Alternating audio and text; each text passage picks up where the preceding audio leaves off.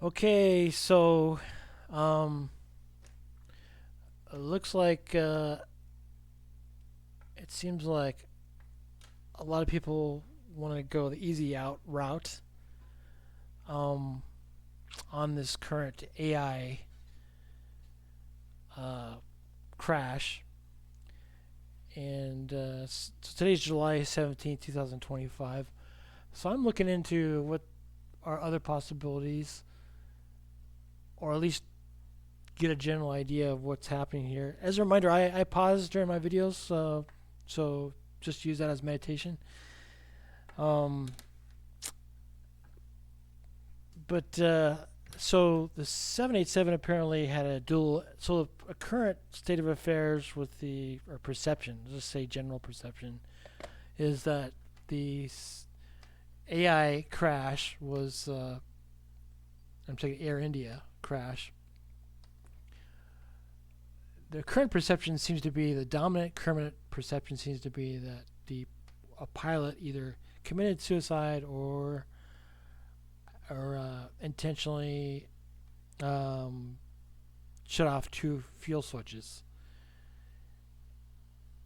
And I would say that's possible, but it's ignoring other possibilities. And so today I just spent like some random, maybe like 5 minutes searching online just to see if there's any other dual engine uh, shutoffs. And to my surprise, I found one pretty quickly. Besides the one that other people are reporting, it seems like so. There's one incident in Japan that occurred in a Japanese airline ANA flight NH985 uh, on in January 17, 2019. That had a dual engine shut off. The pilots did not turn off the fuel switches, as far as I know, and but both engines shut off as the 787 was landing with reverse thrusters on, and they didn't. As far as I know, they didn't touch the fuel switches. So that seems to be some people are reporting this, and like I said, I just spent like 5 minutes on the internet looking for something else, some other similar issue with the 787 of a dual engine shut off or dual engine failure and while flying. And so I found one. And so here it is. This is this aircraft serious incident report investigation. And I'm going to try to go through it in this video. But to summarize the whole report, uh, in this report, there's one engine failed or shut off, and then 1 second later, the other engine failed or shut off. In the AI crash, in the preliminary report, they're saying that one fuel switch was shut off, and then one with a 1 second gap, another fuel switch was shut off. So I know of two other cases now that appear to indicate that no fuel switches were touched, physical switches, but the system itself the engine shut off or the engine failed within 1 second. Or maybe, well, the Japan Airlines January 17th incident, I don't know if it was 1 second apart, but this one caught my eye because it was 1 second apart, just exactly what they're saying in the preliminary report. The problem is the time resolution. It really needs to be a little higher resolution than 1 second, but in these reports. But so, anyways, I'm gonna just kind of quickly go through this if I can. So this is a Jetstar Airways flight, and the report was issued on June 25th, 2020 by the Japan Transport Safety Board. Hopefully you'll be able to see on the screen as I kind of scroll down here. But the title of the report, this is the title page. Sorry for that sound. And there's a loss of thrust of engines in flight. 7878, March 29th, 2019. All right. And I really just kind of, it's a 14-page report, and I just kind of went through it, and this is what caught my eye. Engine fail left, EICAS message, timestamp 1857, 1 second gap later, engine fail R, EICAS message. This occurred at 12,000 feet, or 3,600 meters. So, as a saying, altitude is like attitude, but you know, if this sort of thing happens that right at takeoff, that's not a good time. So, an interesting thing about this report is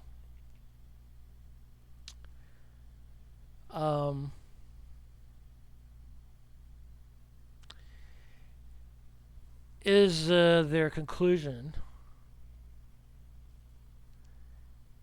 and here's your fuel system.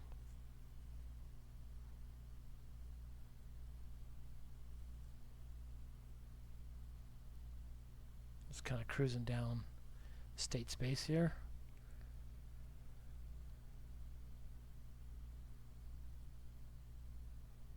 These reports are designed for us humans to try to help each other, try to figure out what happened, and that's the number one goal.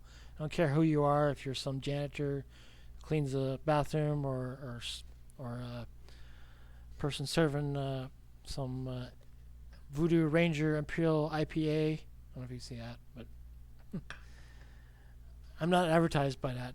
I'm not paid by anybody. I'm just doing volunteer work. Anyways, so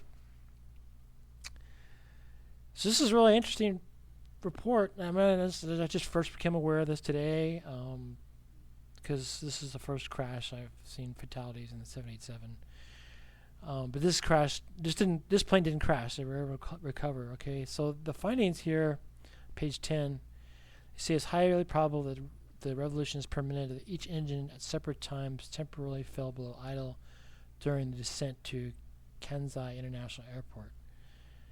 Investigation of engine fuel components, accumulation of residue primarily composed of magnesium salts was observed in multiple locations. Fuel filter, I don't know what these acronyms stand for. FMV spool, FSV spool, and VBV spool, and HPT ACC spool. I don't know those acronyms. But anyways, on the next page we have residual primarily composed. So they have a bunch. Let me just go back a little bit here. So they have a bunch of findings. I'm not going to go through all the findings, just the first few. This is a residual primarily composed of magnesium salts accumulated in the spools, they're saying, which meter engine combustion fuel, restricting movements, some oscillations in the RPMs of the engine. And they have a bunch of other findings. I'll see if I can give you guys a link to the report in the comments or description. So yeah, the probable cause they say is highly probable. They really need to give like a probability calculation kind of, or if they're going to say highly probable, I don't know. But anyways, that when the aircraft is descending for landing 3, there occurred oscillations in RPM of each engine, causing both engines to temporarily fall below idle at separate times. Let's see, it's for higher accumulation residue. So it's some interesting chemical engineering issue there. So they had some safety actions. I listed a few of them, I guess 4 of them. Suspending this biocide treatment.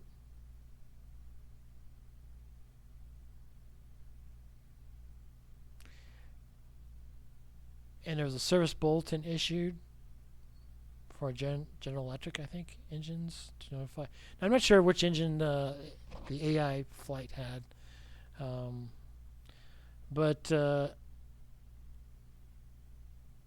they had so this year they had multiple reports of similar cases using this Cathlon FP 1.5 Federal Aviation Special Airworthiness Information Bulletin on fuel.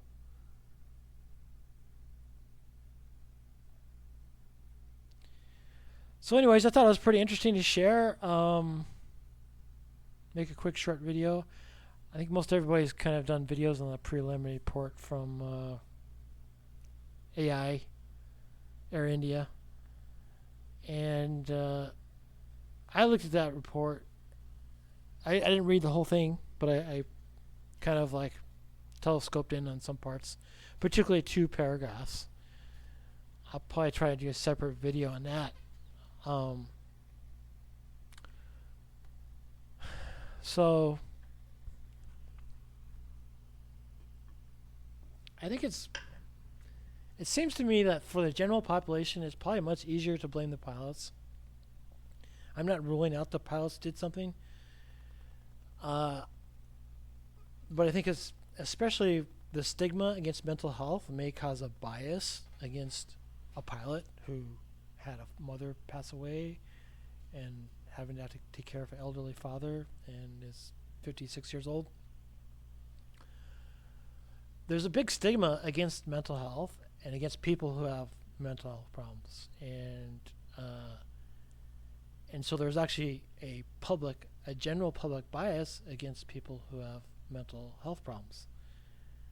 Uh, Particularly, the skipper of the United States right now seems to have a mental health problem about mental health problems, but that's a whole other issue.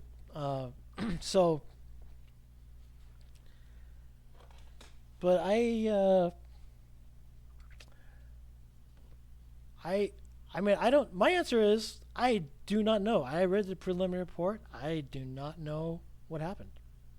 In fact, I think I am probably because they didn't release more. At least if they probably released all of the information they had, I probably would be able to come up with some kind of reasonable answer. But because the report has I mean, it's 14 pages. There's one good thing about the report is they cited a bulletin on the fuel switches, and that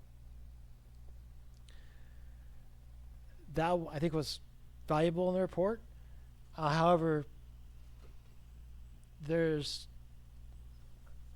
a lot of questions I have on timing. The weird thing is the Japan flight on January 17th, 2019, ANA had a dual engine shut off without touching the fuel switches, and they had to get towed. They were like stuck in the middle of the runway, and they had to get literally towed off the runway. And so other planes couldn't even land. They didn't touch the fuel switches there either. That was a dual engine shut off. But like I said, what caught my eye on this particular report is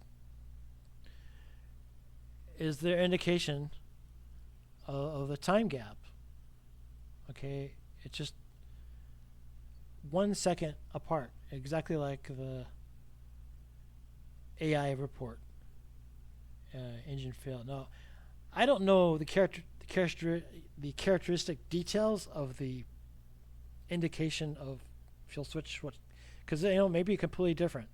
This is the EICAS message, and I forget what EICS means.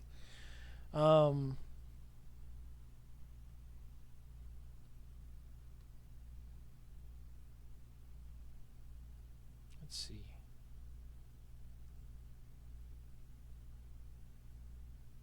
So I got a note 2. Let's see. Note 2. EIC, the abbreviation Engine Indication and Crew Alerting System. Note system indicates operational status and engines in various systems that function to alert pilots abnormal status in visual and auditory ways in case of abnormality occurring. All right. Let's just kind of highlight that.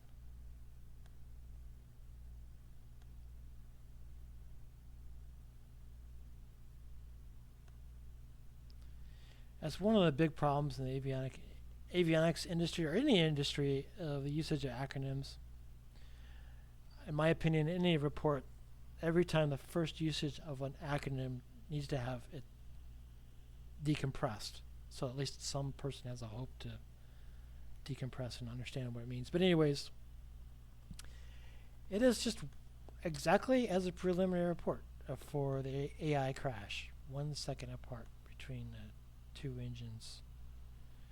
But like I said, I don't know what what specific message you're looking at in the flight data recorders, if it is this type of message or some other type of message, okay? And because I don't have that information, I can't really tell, but I just think it's pretty interesting that this is also 1 second apart and no fuel switches were touched. Oops.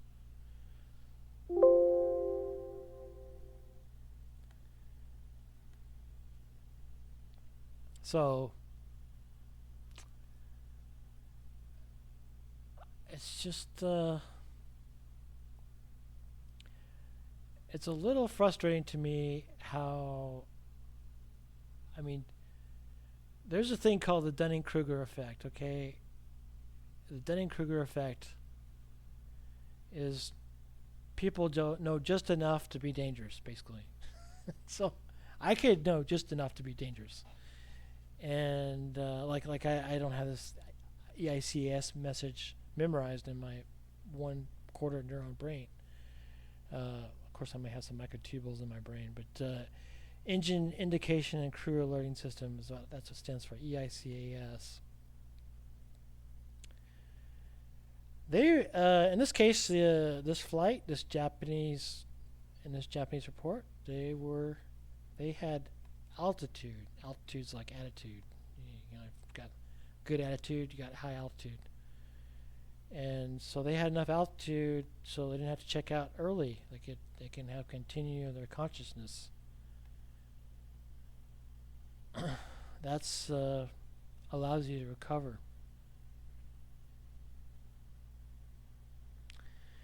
Now here's a common. I just reading this as I'm going through this. I'm just flying at the seat of my pants here while I'm drinking some Voodoo Ranger Imperial IPA.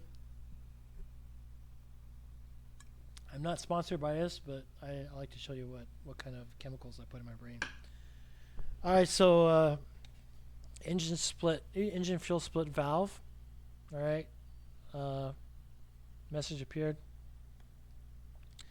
So this valve, I think, is actually a common mode valve. So let's just go look. Let's go play into this document, state space. See if we can find that. All right.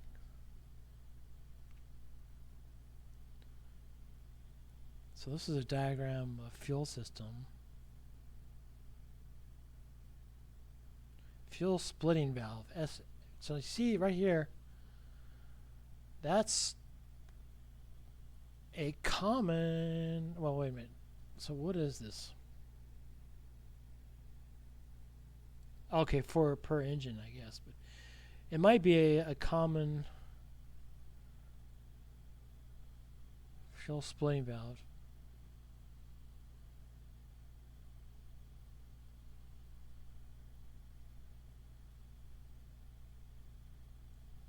So I don't know if this is a common, like, so this is something to be good to look at, but I posted on my YouTube wall the fuel system, the 787, a really neat video when I first started looking into this, and it has a better illustration. Let's see. I'll try to link you guys to that that video. It's a post I did on the wall.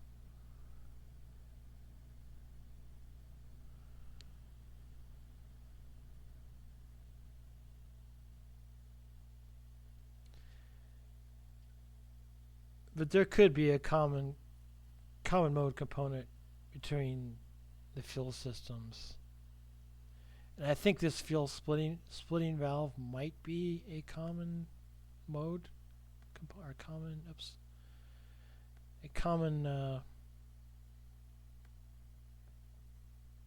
doesn't want me to highlight it. I'll just draw an arrow. Fuel splitting valve.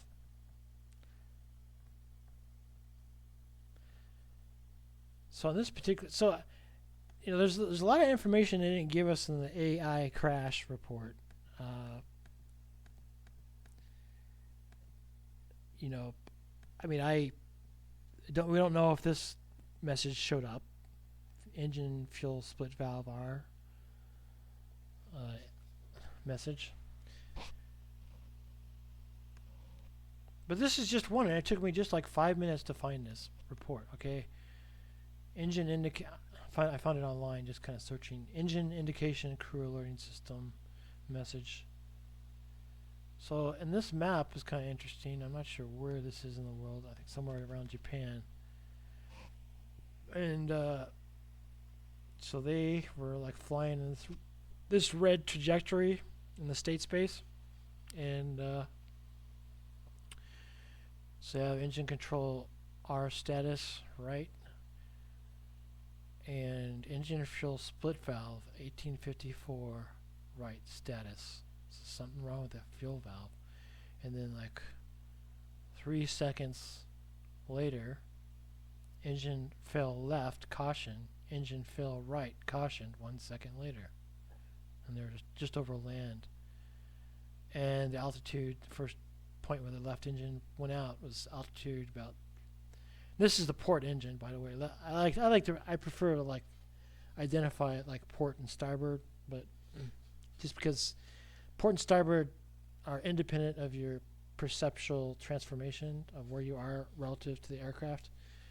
They're inside the aircraft, outside the aircraft, in front of the aircraft, behind the aircraft, to the left of the aircraft, the right of the aircraft, the front of the aircraft. All of it, port and starboard, identify which side. And the port, if you look at a port navigation light, you'll find red. And if you look at a starboard navigation light, you'll find green if you're looking at a jet at nighttime. Good way to kind of remember that is red wine at port. It's like a Voodoo Ranger. Get some more beer.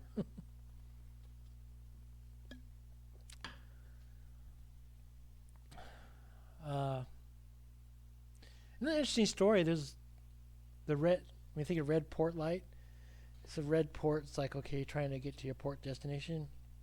One of the interesting places is in the Netherlands called Amsterdam, and red has a lot to do with navigation. So you're trying to navigate home to a home port, and you're looking for a red right return. And so in the inside Amsterdam, there's like a red light district. So it's like you're trying to get home to the port, and you want to get there safely. You don't want to crash. But the funny thing is, in other parts of the world, I think England is like the red buoys or the red navigation lights are on the opposite as they're in North America. Just like you drive on the opposite side of the road in England and New Zealand and Australia, and same with Thailand. So, but no matter where you are in the world, at least for an airplane or a ship, port engine, port red light, left side. If you're inside the flight deck, facing forward. But anywhere relative to that, you could find the red light on the port side and the green light on the starboard.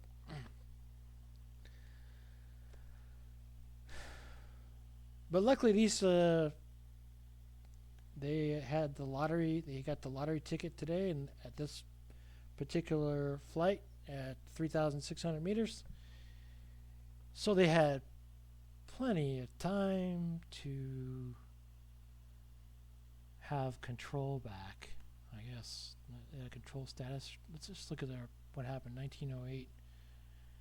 So they actually they were able to continue their consciousness and land and be able to walk. Everybody got to walk out instead of one guy. And so everybody in that flight, oops, what the heck is that doing? So everybody got to walk out, which is a good day.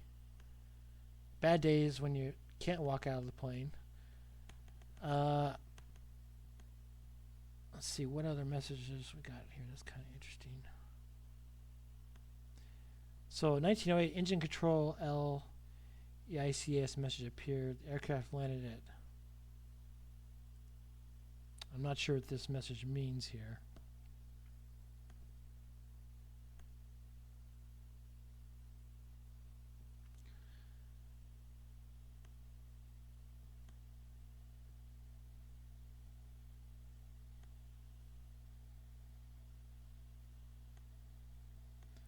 I presume that the system may have automatically recovered.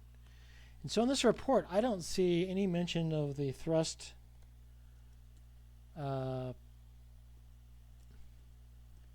thrust control malfunction, or TCMA, or full authority digital engine control. So I don't see any of that. I do see the word the. The is all over the place. Okay.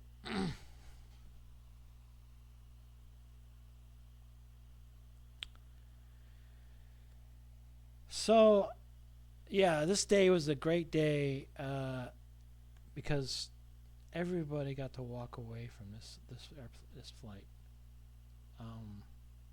because they had an altitude, which is good attitude. Higher your altitude, better your attitude, better chance you have to survive. Unfortunately, Air India flight, the AI flight crashed. There's one guy that had a good day, and that was the guy in seat 11A. He had a good day. So, an okay day. He lost his brother. So that's not but yeah, it's just he survived and still functioning, hopefully. Probably going to have a lot of post-traumatic stress challenges after that, but anyways, and a lot of grieving. But so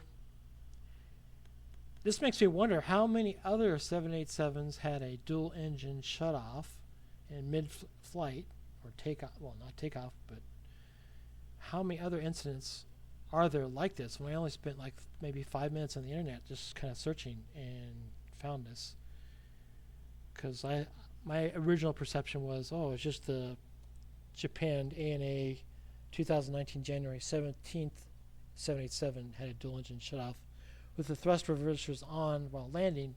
So apparently there's more, and so I don't know how many more. I mean, I could start searching even more and maybe finding more and doing more videos like this, and I mean, I wonder how many I'm gonna end up finding. But I'm volunteering here, and I only have so much money for beer, which is probably good, because I see that money is the addiction of addictions, and so it's probably good to have a limited amount of reward, amongst money, because then you buy too much of what you don't need.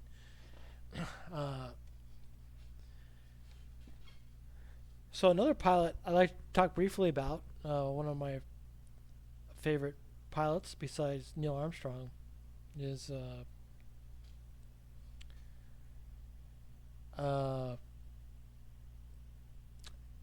Ed White, Gus Grissom, and Roger Schaff. I mean, they were pilots, and they checked out early because, according to Gene Cernan, he made a good point, or a good phrase. Basically, they had go fever. And go fever, you end up kind of missing certain things.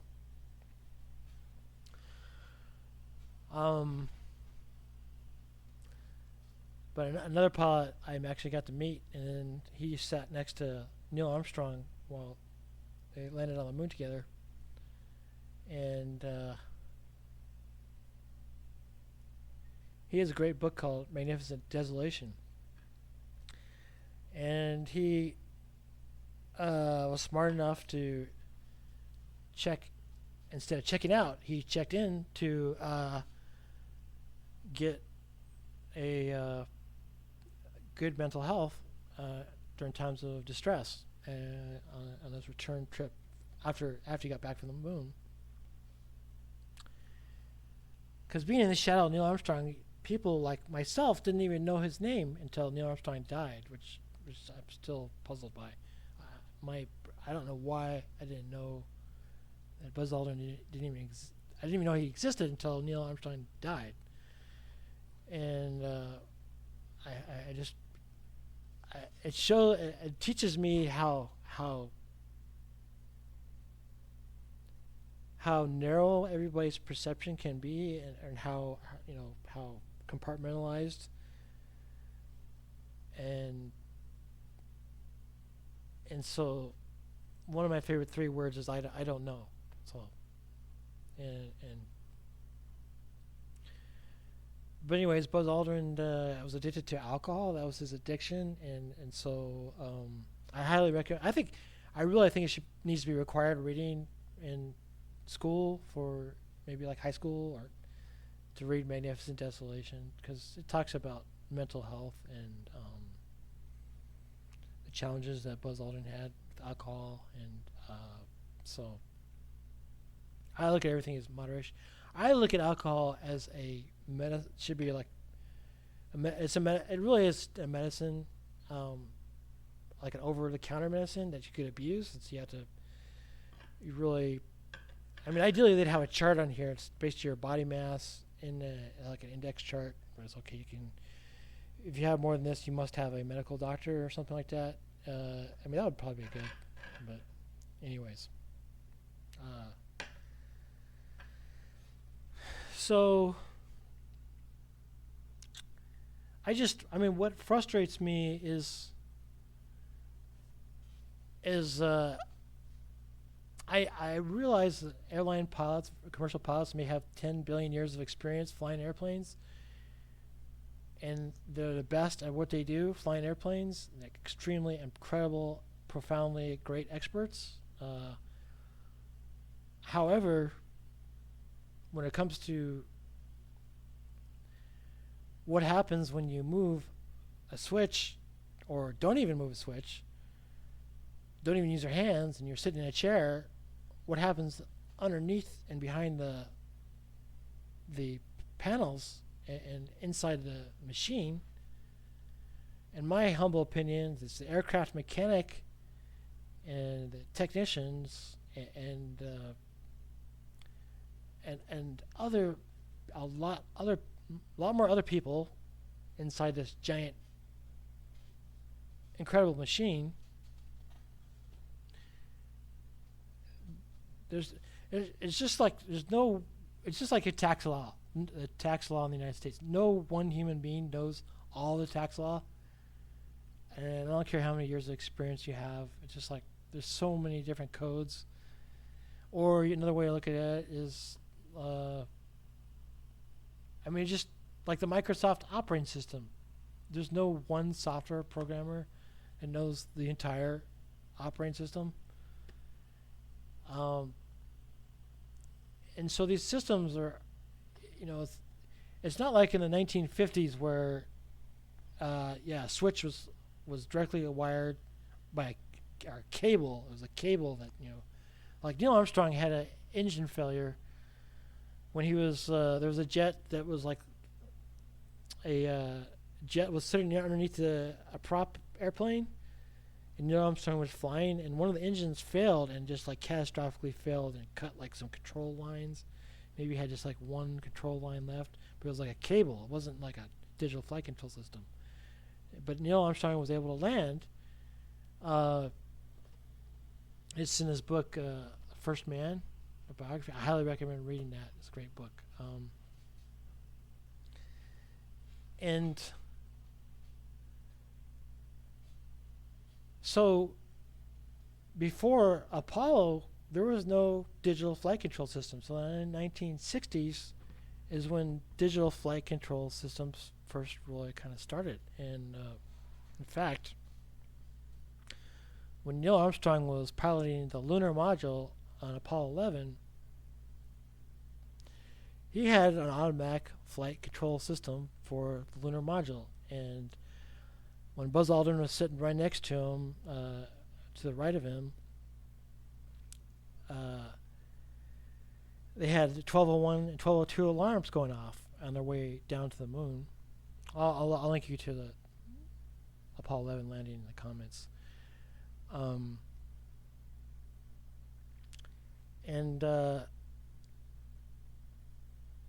But they actually, so there were some technicians on the ground or engineers or technicians, either way, um,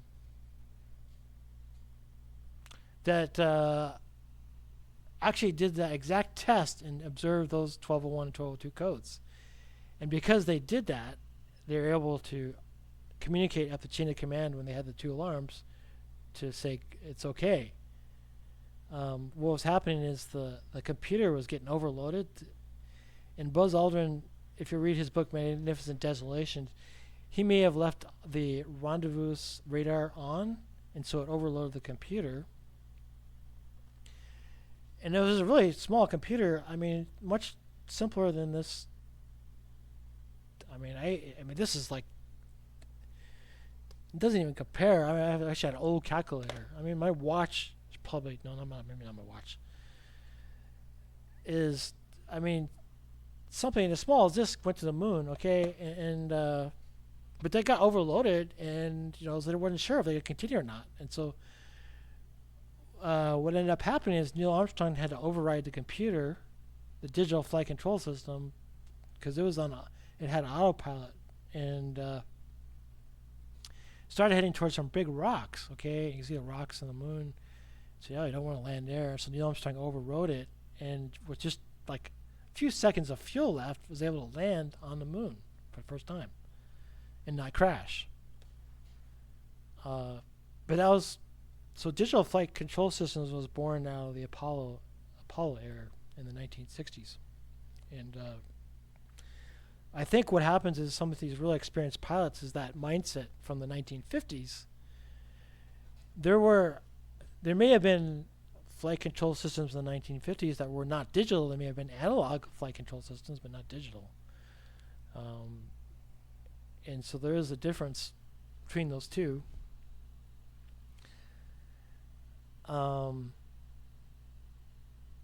So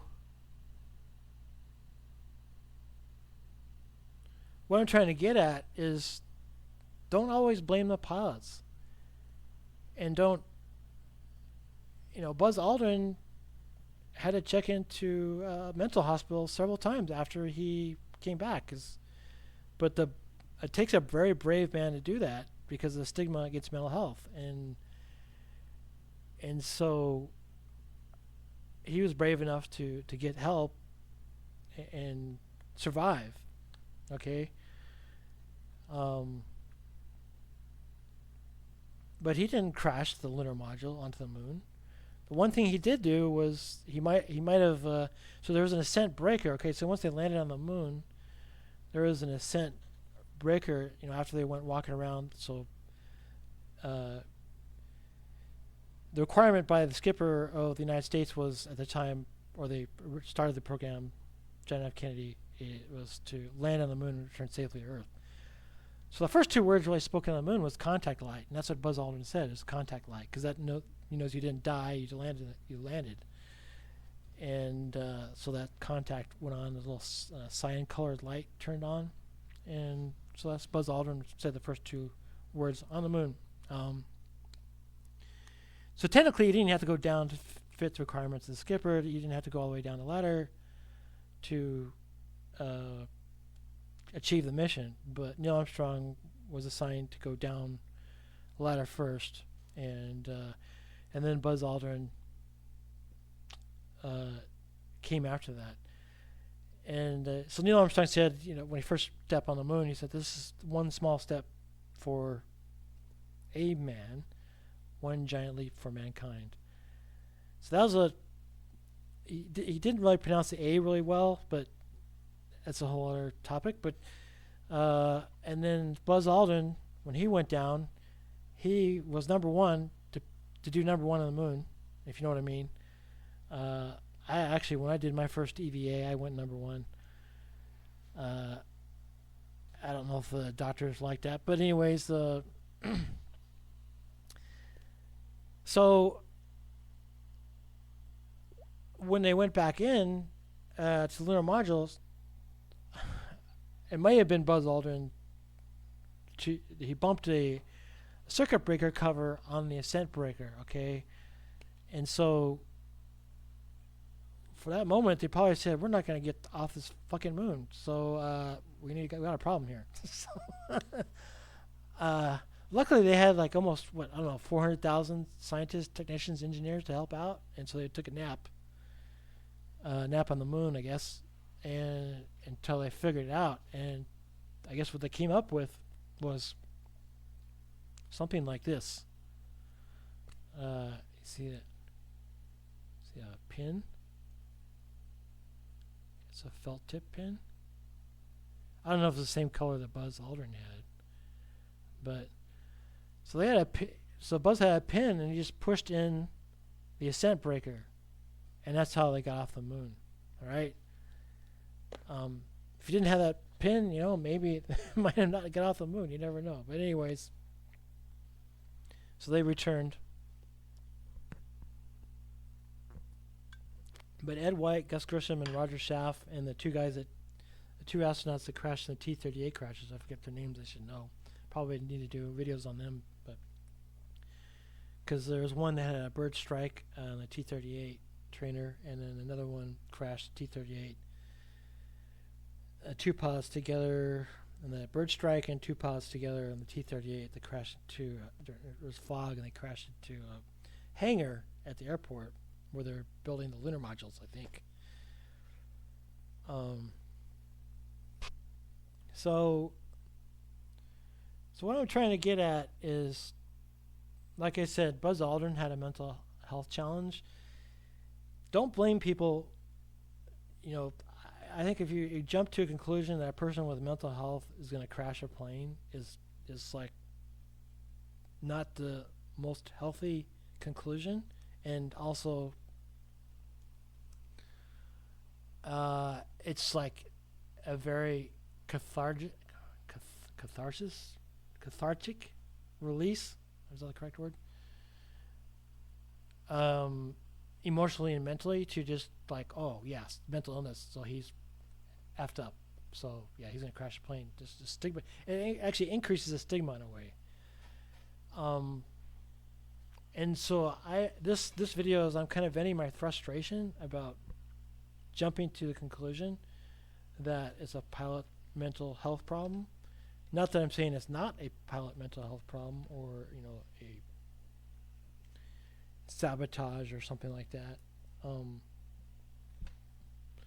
What I'm trying to say is I don't know. Those are the three words. I do not know. I read the preliminary report on the AI crash, and I'm more confused than I was before I saw the preliminary report.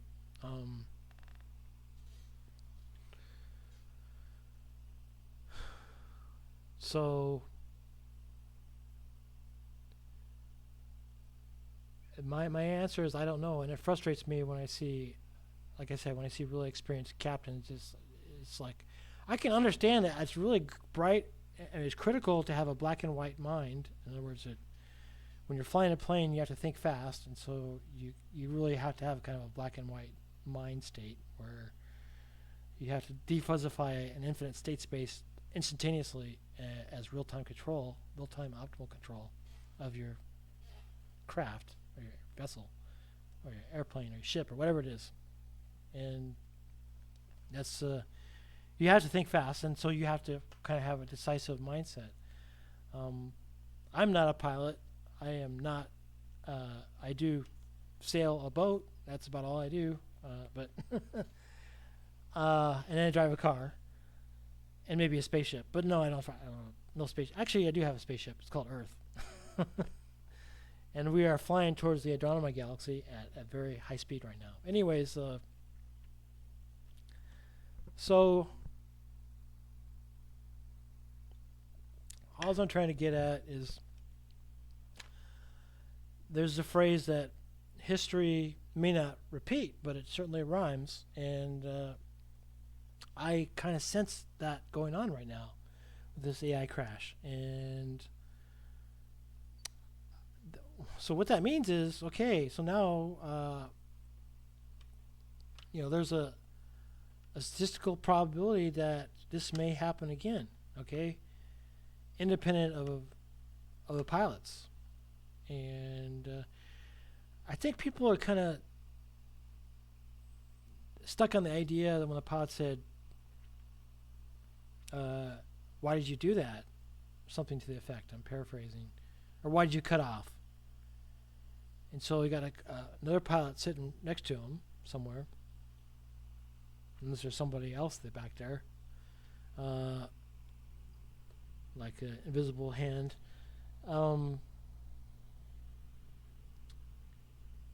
If the pilot says that, I mean, my perception is that if the pilot doesn't know what happened, and the other pilot doesn't know what happened, and all of a sudden this happens right at takeoff, and out of shock and disbelief, that would you say, why did you do that? It could have been not just the co-pilot, but also to the entire aircraft, entire system. In other words, they say, I guess the latest information I got today, it's July 17, 2025, Common Air, and latest information I have is that the captain was calm and the first officer was panicking. That's the latest information I have from another YouTube channel.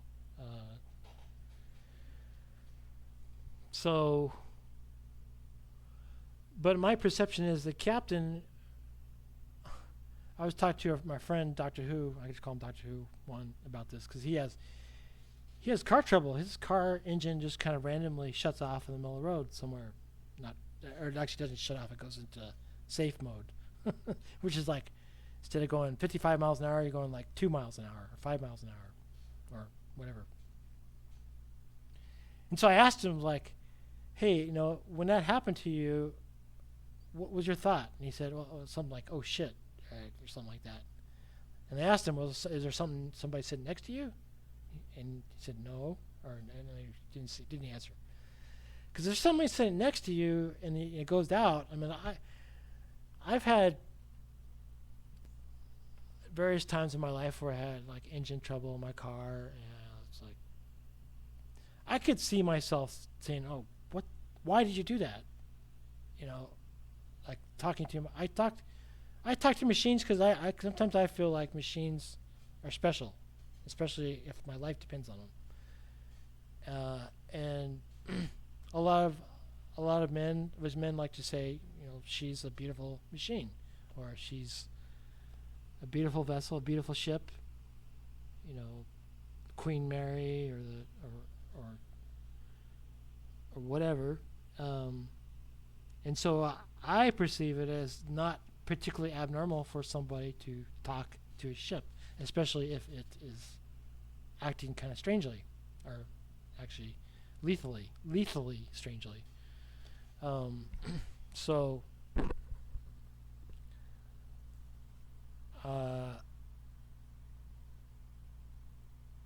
and so it may have been is a possibility that both of them didn't know what was going on. The captain, why did you shut off? And that was like the last few words in a way, and just it could have been to the whole environment. That message went out to the whole environment, including the pilot next to him and the machine. And the panicked pilot, the other pilot that was panicking, had a panic attack or whatever, said, I didn't do it. Something to that effect. I'm paraphrasing from the preliminary report. So I'm just not convinced. I'm not ruling out the possibility that a pilot was depressed, and a lot of people get depressed. I mean, dogs get depressed, animals get depressed. I mean, I don't think there's any person can go through life without a moment being depressed for some reason or another. There's different degrees of depression. I have my friend Dr. Who lost his mother. He didn't crash a plane or a car or anything like that after that happened. And so, and this captain who's 56 years old, he, I guess it was stated that he wanted to be with his father 1 or 2 flights away because he was going to take care of him. if he said that, why would he want not? I mean, he could have just kept flying and said, Sorry, Dad, I'm not going to take care of you. I'm just because I enjoy flying. I'm sorry, but maybe as part of the a cultural thing or something like that. But I don't know. I really the fact that the captain taught other pilots how to fly tells me that he loved flying, and so I really don't know. I mean, it's just there's too little information in the report, and it's just the ambiguities in the report on the time, and the time resolution is just way too coarse. There's no tolerance of the time specified, and I look at this other incident, 1 second apart, 1 second gap.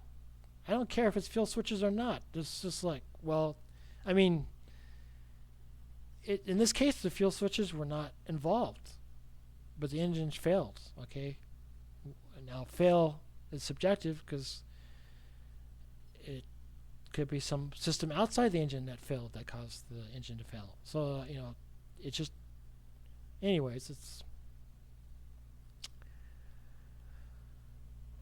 But yeah, I mean, like I said, my 3 prime words when I'm in life are I don't know. And like I said, it's frustrating to me to see so many people just like being black and white, fact, yes, no, black, white, yes, no, nowhere. Very few people are saying I don't know, and it's like, to me, if you don't say I don't know, you're never going to learn anything new. The problem with the idea of facts is facts are only true until you see a counter observation, and then no longer becomes a fact. It becomes a false fact. So, which is a contradiction. But I really like to look at things as just observations. A fact is like an observation with no counterexample, or no counter observations, or no counter theory, no contradicting observations. But so I may do a whole separate video on the preliminary report, but it's just it's just frustrating to me that how quickly people are to blame mental illness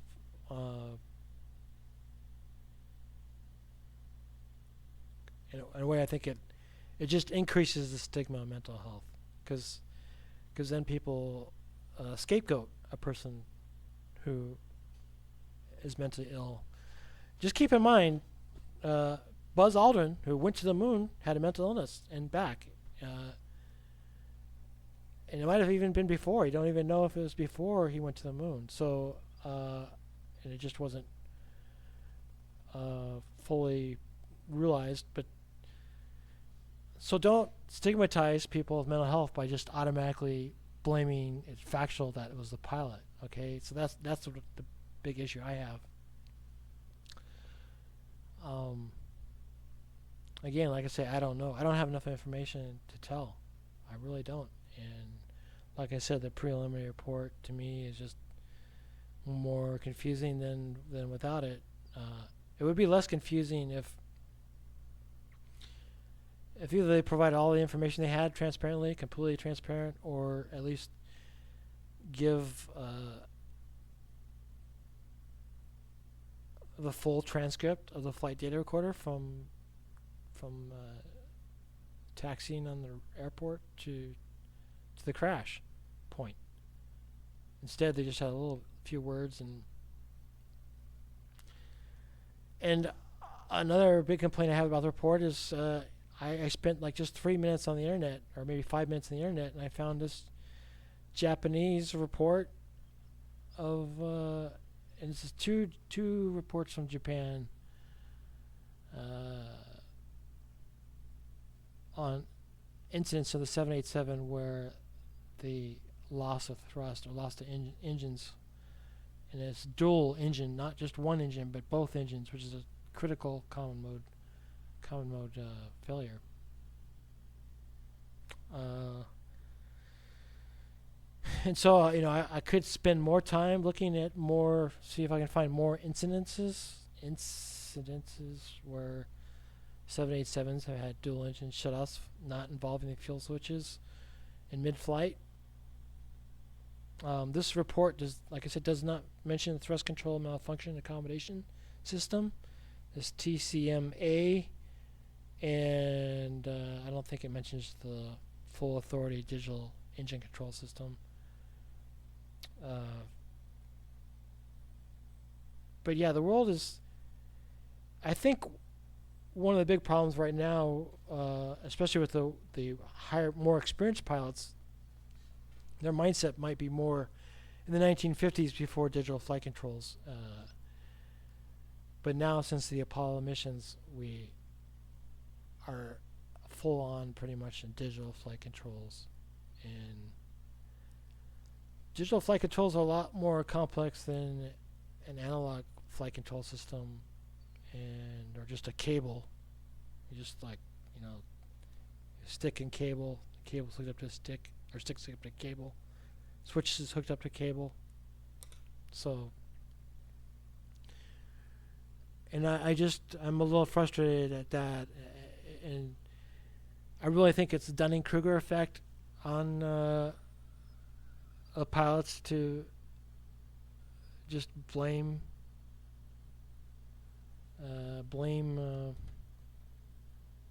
mental health on. I mean, blame or assume or call fact and even I saw some accident investigation channel that claimed to be accident investigators just saying this is a fact that the switches were moved and blah blah. It's like, well, okay, whatever, but I just say I don't know, and I'll keep saying that, and I may never know, which is fine, but I prefer to know such that this does not happen to me, this does not happen to you, this doesn't happen to anyone in the future. That's the main goal, and instead of pointing fingers, how about just kind of like ask the question or realize that we don't really know without. I look at pretty much everything as a probability, and you just things are rarely black and white. They're a whole spectrum, a whole infinite spectrum between the two extremes, and so. But I'm gonna try to end this for this. I mean, like I said, I could look for other ones, but I'm just one small person with a quarter neuron and a few microtubules in my brain, and limited time, limited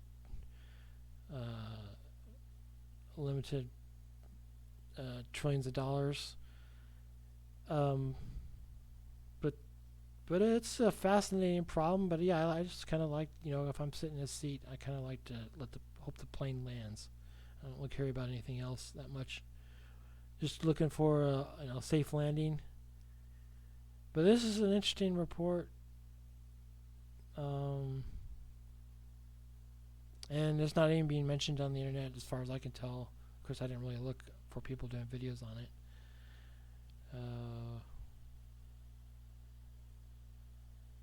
But it's just one example. So I found two examples now that have dual engine shutoff not involving the fuel control switches. So kudos to Japan Transportation Safety Board for putting this report out and at least helping some small human out somewhere able to find some connections and try to understand what has happened on AI crash. So anyways,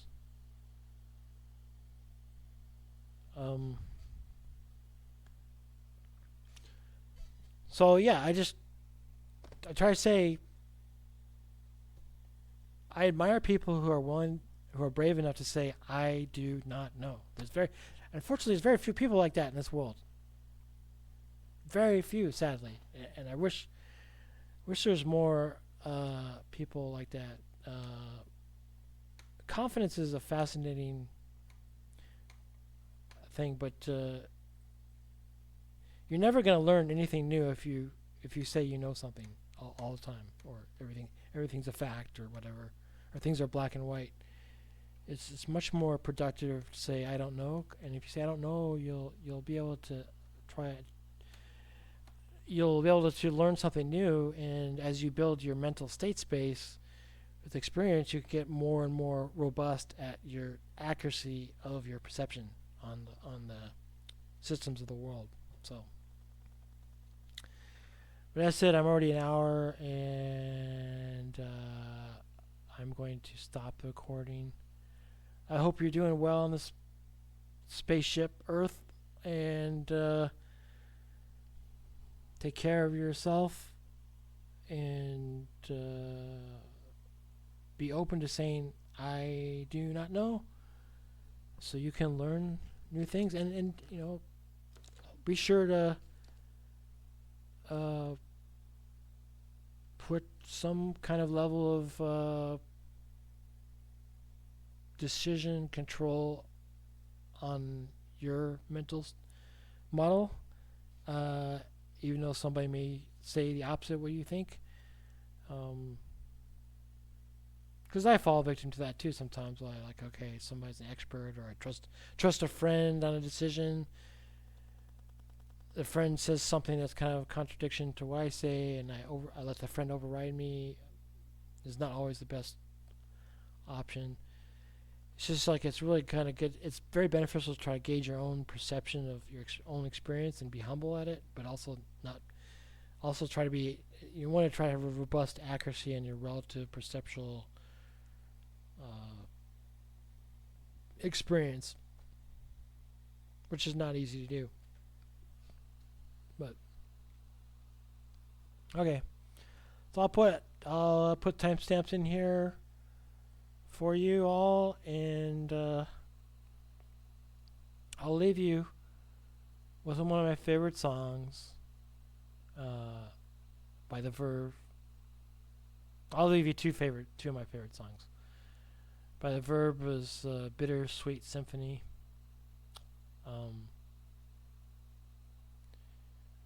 Because the Bittersweet Symphony is where people. Well, it has to do with.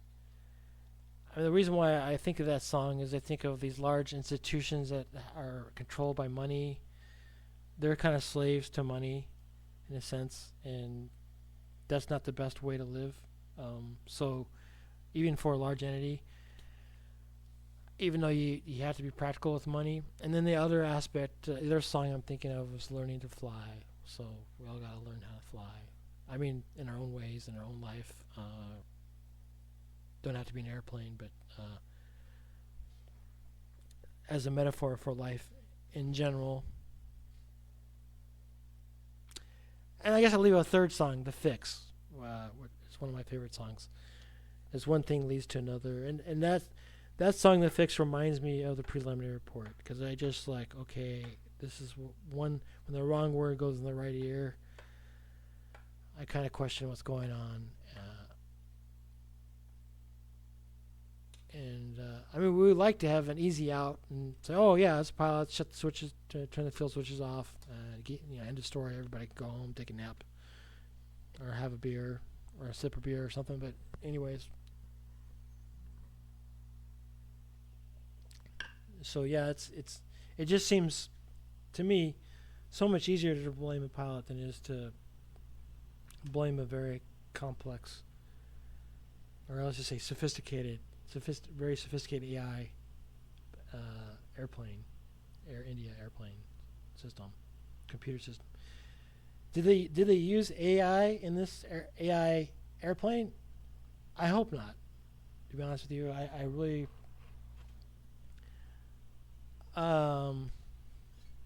especially with not a licensed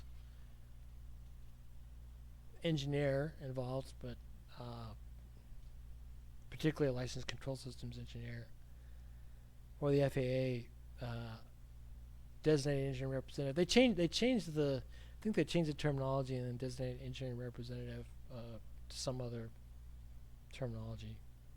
I forget,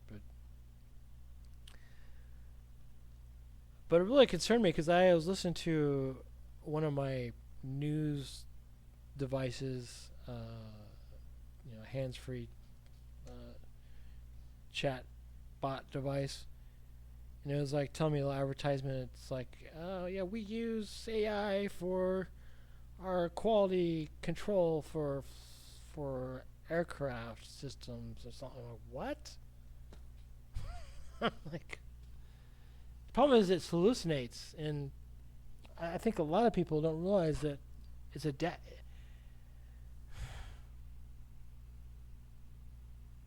I think the United States is falling behind China on the understanding of machine intelligence.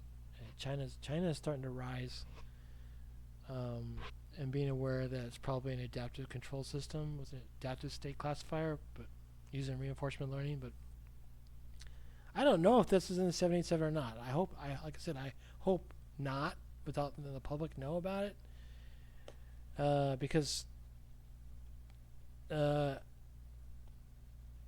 a very critical.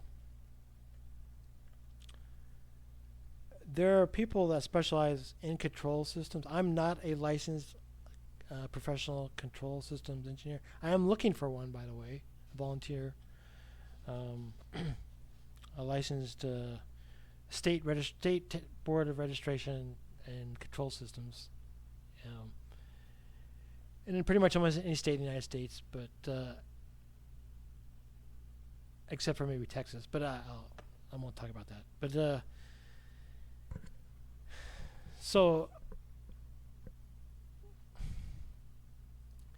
reinforcement learning. So I actually have a book right here. This is the book, Reinforcement Learning.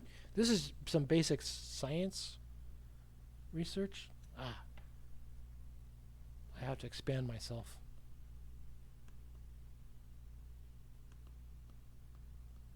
So maybe you can see my old ugly face. So this is some basic science book on reinforcement learning. These guys just won the Turing Award. Andy and Roberto and Sutton. What people call artificial intelligence today, a lot of it's using what's in that book.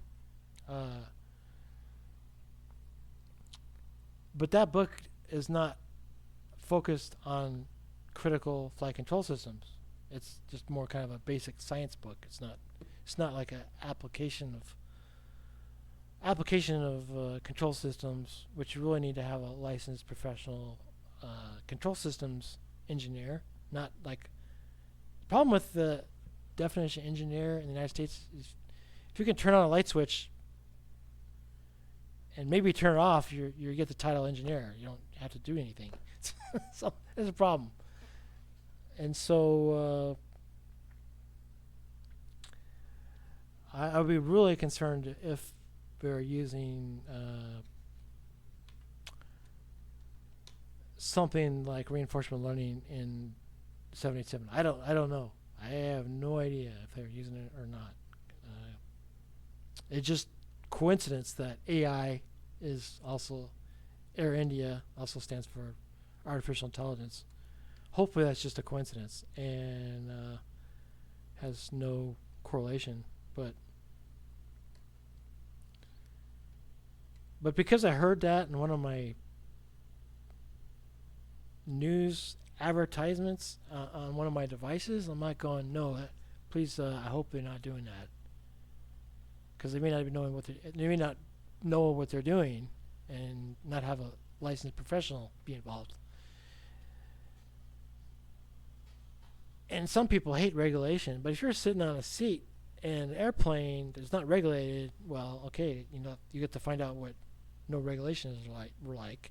Unless you happen to sit seat 11A, then okay, yeah, you don't care about regulation, or maybe you probably care a lot more now because you lost a brother or something like that. So it's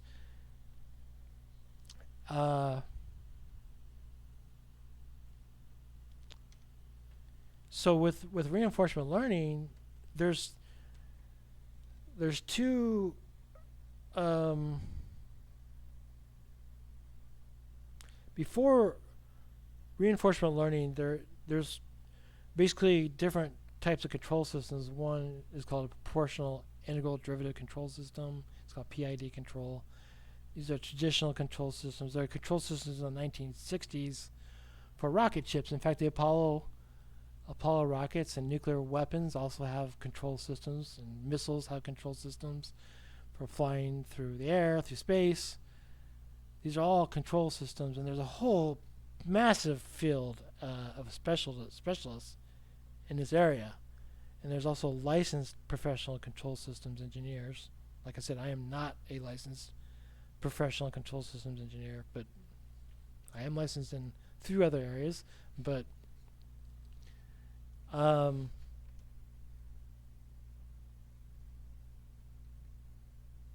am associated with a firm that is licensed for control systems, but it's not. I need to have a licensed control systems engineer to do work in that area. But anyways,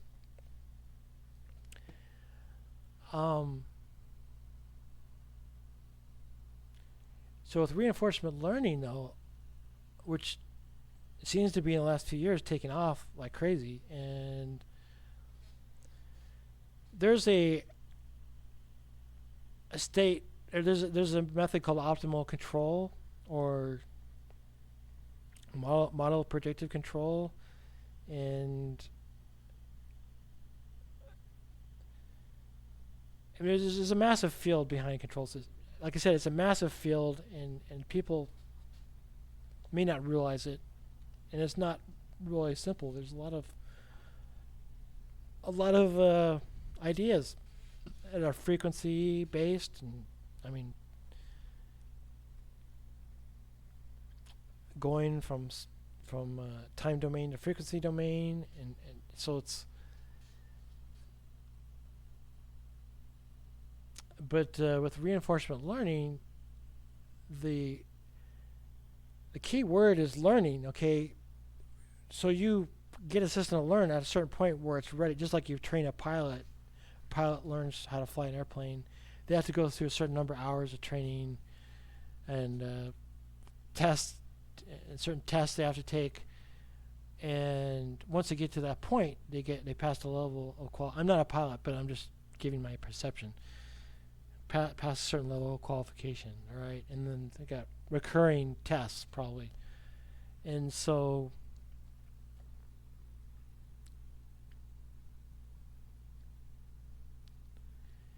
once they get to that point, they're at an optimal state, optimal perception and control, in a sense, of the airplane, and they don't really have to do much more learning, except they will probably always encounter something that's new. But maybe after, I don't know, 10, 20, 30, 40, 50 years, most of the time it's not, it's probably more routine, not much variance. And then like reinforcement learning, that would be called like the Markov state, which is where you have your mental model of from your training is optimal. It's hit a peak value. And peak perception, and at that point there's basically no more exploration unless you end up encountering some weird something that happens at 10 to minus ninth per flight hour, like 2 engines just shutting off right as you take off. Then you have to use exploration. Even if you're 56 years old, you have to if you even have a chance. And in this case, I don't think they had a chance, but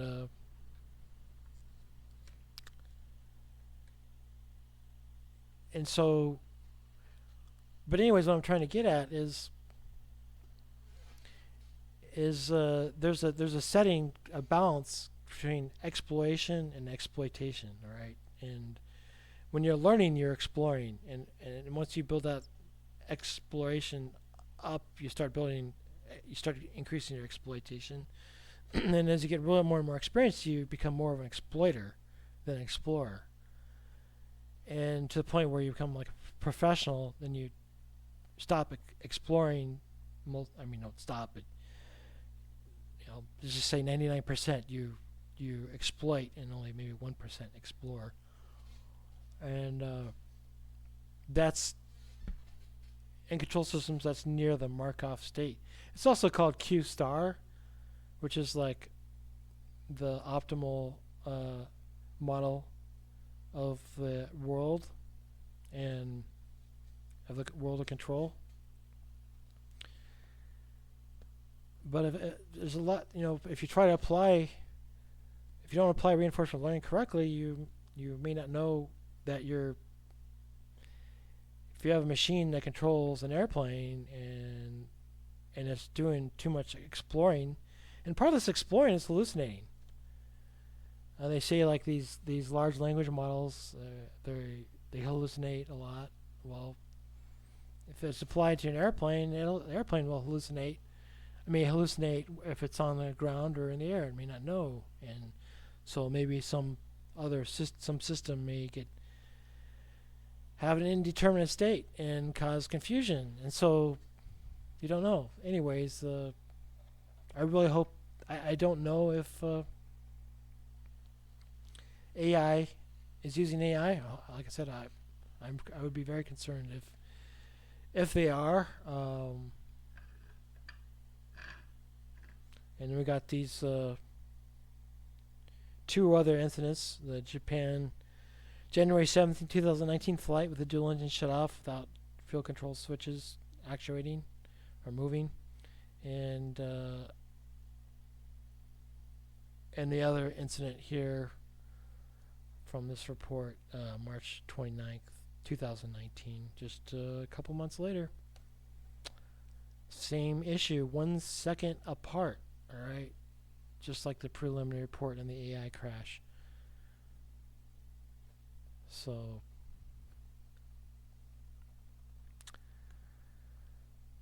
another weird thing about that preliminary report on the AI crash is they talk about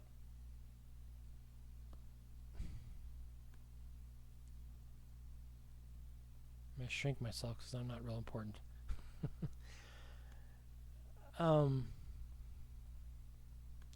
1 second gap.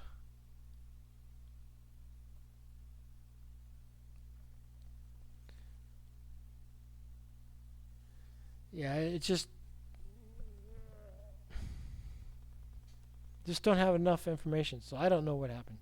I'm more confused than before the preliminary report.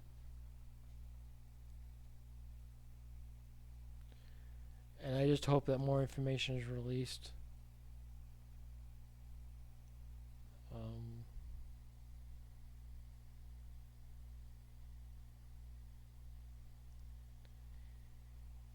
And both of these incidents on the 787 were in 2019. There's also 2018 FAA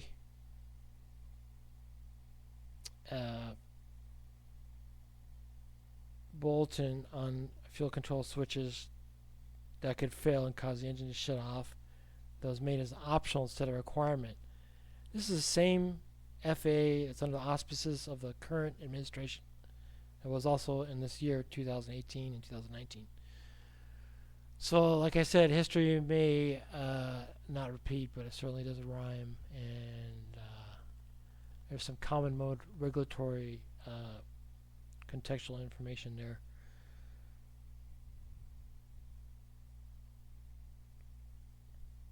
Okay, so I might do a separate video on the report. I might not. I'm not sure. I'm really focused. I want to try to get this Journey of the Mind book done. But I hope this was helpful, and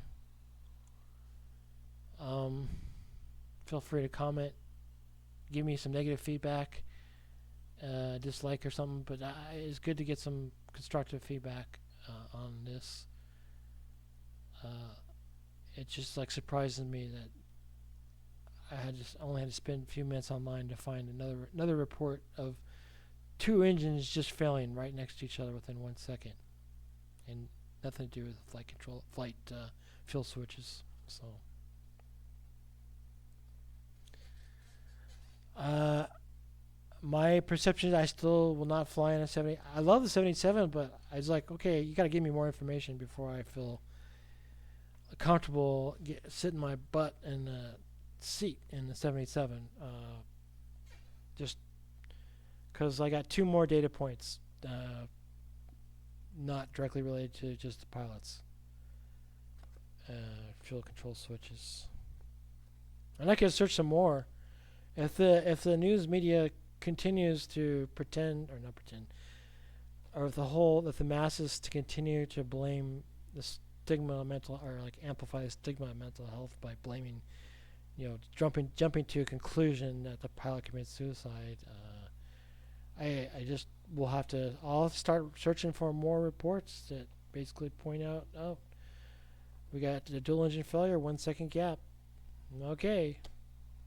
I don't want to have to do this, but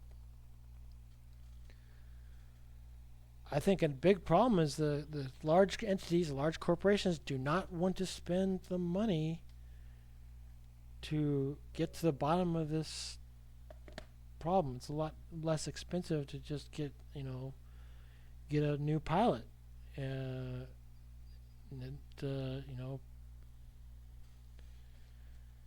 It's probably a huge magnitude difference in cost to just get a pilot versus trying to get to the bottom of a critical failure and a critical dual engine failure in a flight control system. But I got 3 data points now. So this is no longer an extrapolation. This is an interpolation of dual engine failure occurring without fuel control switches. So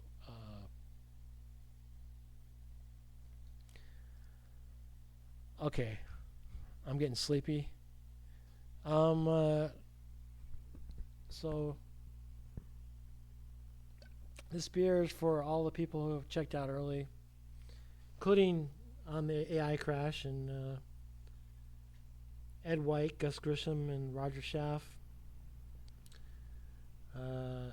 You're the stepping stones to the moon and beyond.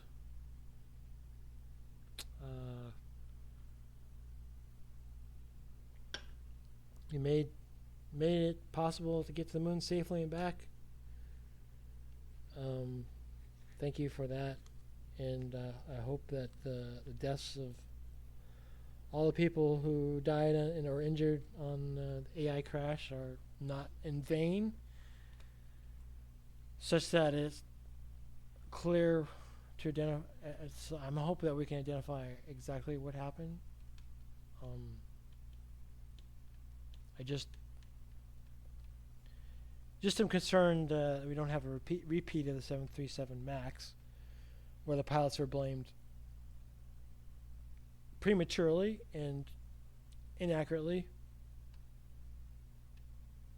I refuse to let that happen for the 787. So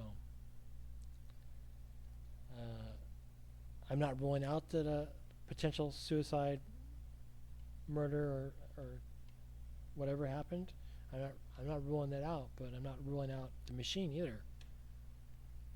I look at the machine as just another, just like a human, just another system. And there's a lot more people involved with the machine than there is with just one pilot. So I can understand the perception of a lot of people feeling cathartic. I can't pronounce the word right. Catharsis, relief to just, oh, it's a pilot, I don't have to worry anymore. No, I think that's premature, and hopefully I won't have to wait. I don't know how long we have to wait. I mean, it's like 3 more months or something, a year, maybe we never know. I mean, but I'm just not going to fly in 787 until more information is provided to the public, more accurate, detailed information that has timestamps that are less than have a tolerance less than 1 second, like ideally 0.1 seconds or less, or lower tolerance level. But all right, I will put comments, timestamps in the video for all of you. And I still think it's safer flying than it's driving, but it's just we have a downward trend right now, just as we did in the previous administration of the United States, federal administration. It's just downward trend. I would prefer that we go an upward trend, but we're not right now. So I will probably, like, if I go fly in a tin can next time, I just like a Deep Survivor book and Lawrence Gonzalez is like, yeah, I don't know if I'm gonna go on this plane. I talked about in the prior 4-hour video that I put on, but all right, I gotta figure out how to stop this.